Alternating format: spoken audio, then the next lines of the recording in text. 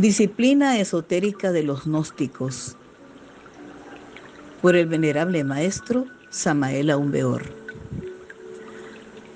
Rosa Ígnea, capítulo 17, la disciplina esotérica de la mente. Este capítulo de esta obra del maestro Samael es muy importante. Nosotros solamente nos vamos a referir como motivo de reflexión del fragmento final.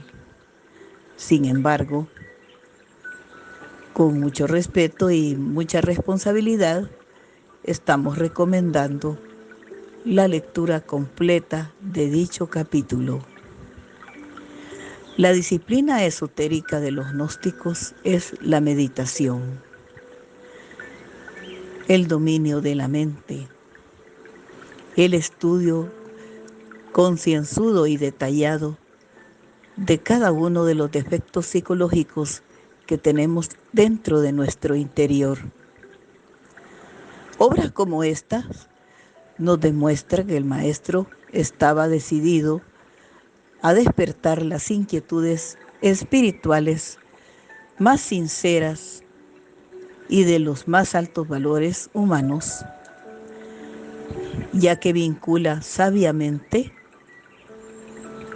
el esfuerzo por equilibrar nuestra psicología particular, equilibrar nuestra mente, dominarla y cristalizarla en mente Cristo. Nos vamos a referir ya sin más al fragmento y deseamos de todo corazón que sea de mucho beneficio. Nos dice el maestro: existen innumerables estudiantes con mente perfectamente desequilibrada. Los discípulos gnósticos deben cultivar la serenidad. La serenidad es la clave más poderosa para el desarrollo de la clarividencia. La cólera destruye la armonía del conjunto y daña totalmente los pétalos de la rosa ígnea del entrecejo. La cólera descompone la luz astral en un veneno llamado imperil, que daña los pétalos de la rosa ígnea del entrecejo y obstruye los canales del sistema nervioso gran simpático. Hay que hacer rotar el chakra de la clarividencia con la vocal I, la cual se debe vocalizar diariamente, alargando el sonido de la vocal, alargando la letra en su pronunciación. Y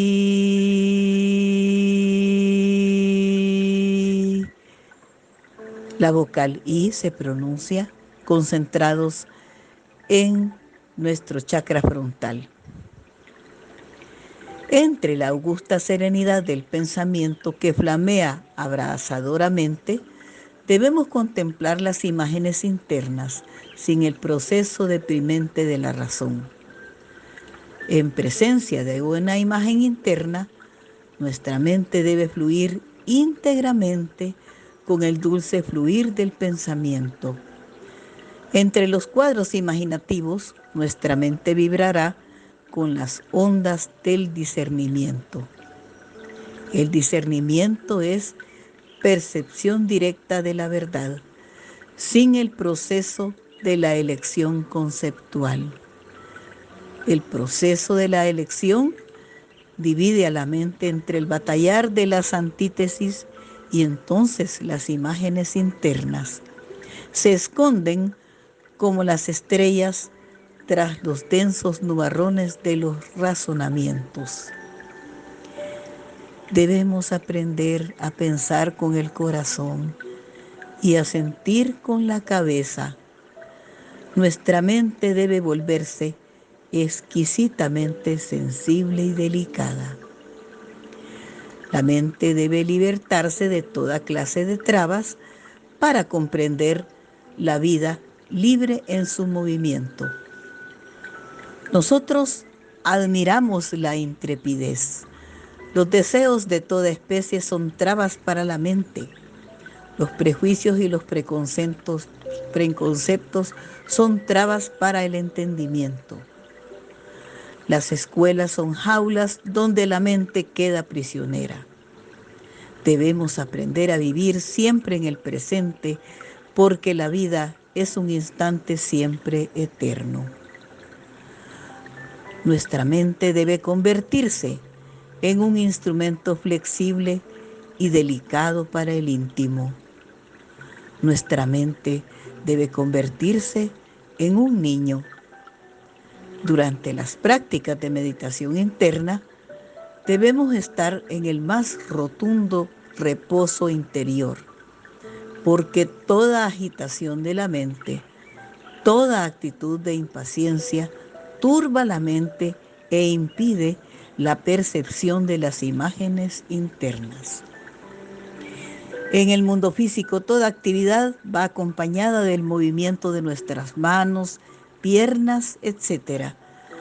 Pero en los mundos internos necesitamos el más profundo reposo, la calma más absoluta para recibir las imágenes internas que vienen a la mente como una gracia, como una bendición.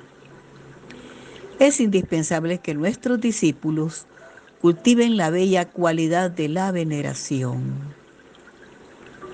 Debemos venerar profundamente todas las cosas sagradas y divinas.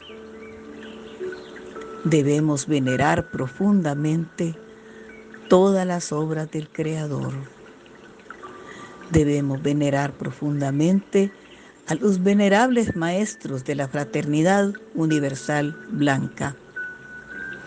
El respeto y la veneración nos abren completamente las puertas de los mundos superiores. No debemos tener preferencias por nadie. Debemos atender con el mismo respeto y con la misma veneración tanto al mendigo como al gran Señor.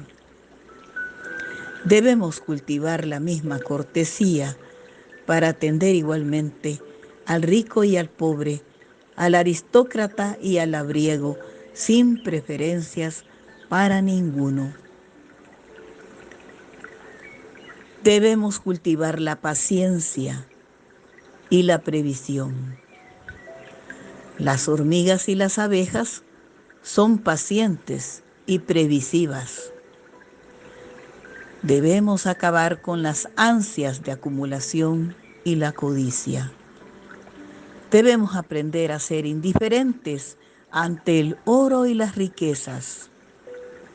Debemos aprender a apreciar más la doctrina del corazón. Aquel que desprecie la doctrina del corazón por seguir la doctrina del ojo, teorías, escuela, cultura libresca, etc., no podrá llegar jamás a las grandes realizaciones. Tenemos que aprender a conocer lo bueno de lo malo y lo malo de lo bueno. En todo lo bueno hay algo de malo, en todo lo malo hay algo de bueno. Aunque parezca increíble, las Marías Magdalenas están más cerca de la iniciación que muchas doncellas. Aunque se le haga raro al estudiante, a veces está más cerca de la iniciación aquel que todos señalan con el dedo y acusan que aquel santurrón que sonríe dulcemente ante el auditorium de una logia o templo. Pablo de Tarso fue un verdugo y un asesino antes del acontecimiento que le sobrevino en su camino a Damasco. La instantánea transformación de este hombre sorprendió a los santos de Jerusalén. El malvado se convirtió en profeta. Este es el misterio del Bafometo. Los objetos sagrados de los templos se sostienen sobre animalescos pedestales y las patas de los tronos de los maestros están hechas de monstruos. Cristo supo apreciar la belleza de los dientes en el cadáver de un perro en descomposición.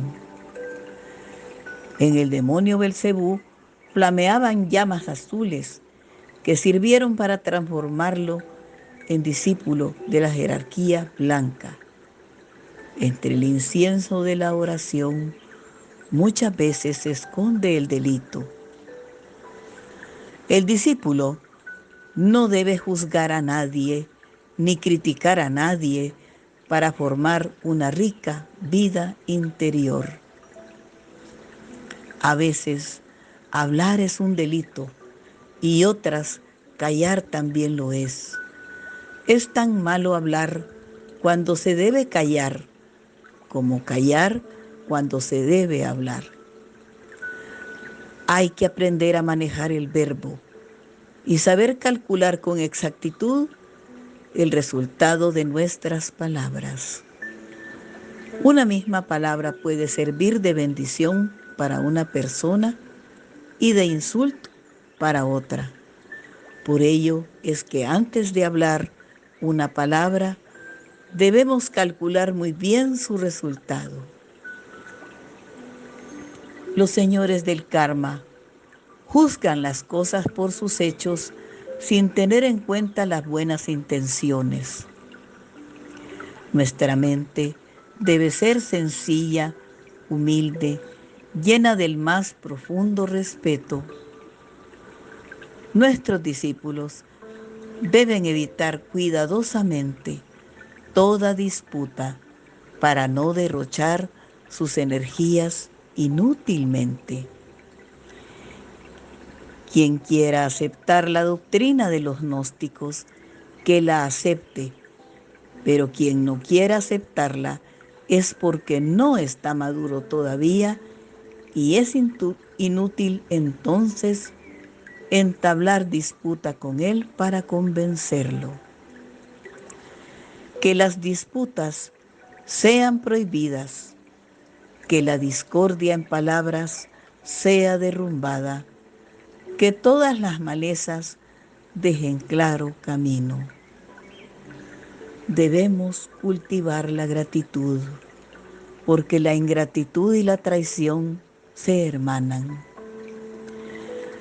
Hay que acabar con la envidia, porque de la envidia salen los Judas que venden al maestro por 30 monedas de plata. La envidia es la flor venenosa que más abunda entre los tenebrosos pantanos de todas las escuelas espirituales del mundo. La envidia suele disfrazarse con la toga del juez. Debemos cultivar la sinceridad, porque en la sustancia de la sinceridad germinan las flores más bellas del espíritu. Todas estas cualidades nos dará una rica vida interior. Así es como nos preparamos internamente para las grandes disciplinas esotéricas de la mente que flamea entre las llamas abrasadoras del universo. Este capítulo del venerable maestro nos llama a todos a la responsabilidad, a la reflexión. Debemos de calcular muy bien los efectos de nuestras palabras y de nuestros hechos. Cuestionémonos si tenemos la autoridad moral para intentar imponer ideas sin calcular que a lo mejor ni siquiera nosotros estamos cumpliendo con lo que decimos, con lo que predicamos. Es bueno llevar esto a la reflexión para que el mensaje llegue a la conciencia. Si solo llega al intelecto, el resultado es el fracaso. Por eso el maestro nos invita y nos dice, tenemos que aprender a conocer lo bueno de lo malo y lo malo de lo bueno. Porque en todo lo bueno hay algo de malo y en todo lo malo hay algo de bueno. Interesante decir el ejemplo de Magdalena, a quien el maestro identifica estar más cerca de la iniciación que muchas doncellas honorables. A veces está más cerca de la iniciación aquel que por distintas circunstancias todos señalan y acusan, pero nadie ve al santurrón que de manera oculta solo es apariencia. Pablo de Tarso fue un verdugo y un asesino. ¿Cuántos de nosotros no hemos ido también a Damasco, pero escuchamos el llamado que le hizo el Cristo a Saulo de Tarso? Porque en ese entonces era Saulo, no Pablo. Saulo, Saulo, ¿por qué me persigues? Dura cosa es para ti dar coces contra el aguijón. Y entonces Saulo se convierte en el nombre que al regresar de Damasco ya no era Saulo el asesino, el verdugo, el que consentía la muerte de los cristianos. Se convierte en Pablo, el iniciado gnóstico, el discípulo que fue tocado en el corazón por el mismo Cristo. Y sus epístolas hoy en día son la doctrina gnóstica por excelencia en los evangelios. El malvado, dice el maestro, se convirtió en profeta. Este es el misterio del Baphometo. Palabras tremendas que nos invitan a reflexionar. Esperamos que esta lectura sea en nuestro interior transformadora de la conciencia. Dice el maestro que para formar una rica vida interior, el discípulo no debe juzgar a nadie ni criticar a nadie. Somos almas en proceso, somos almas que queremos salir de la oscuridad y así debemos vernos. Y por eso también debemos de tener empatía y simpatía con los buscadores de la verdad. Y por eso no debemos usar máscaras de ninguna clase. Son innecesarias las máscaras. Hay que ser auténticos, espontáneos, legítimos, transparentes. No importa que el mundo no entienda este mensaje. Y por eso es que el maestro también nos dice que no hay que obligar a nadie a aceptar el gnosticismo. Debemos de desarrollar la veneración y el respeto, y que nuestras palabras se traduzcan en consideración, en gratitud, en serenidad, en tolerancia, en comprensión, porque todo eso es de la conciencia. El ego quiere debatir, quiere combatir, quiere cuestionar, quiere enfrentar, quiere lucirse. Necesita de títulos, de honores, de consideraciones de los demás. Pero esa no es la disciplina esotérica de los gnósticos. Esa es una interpretación egoica. Y por eso es que es importante beber de la sabiduría del Maestro en sus enseñanzas. Les invitamos, pues, a un estudio profundo de su obra y a meditar todos los días en esta agua maravillosa de su sabiduría. Paz inverencial hacia la conquista del ser.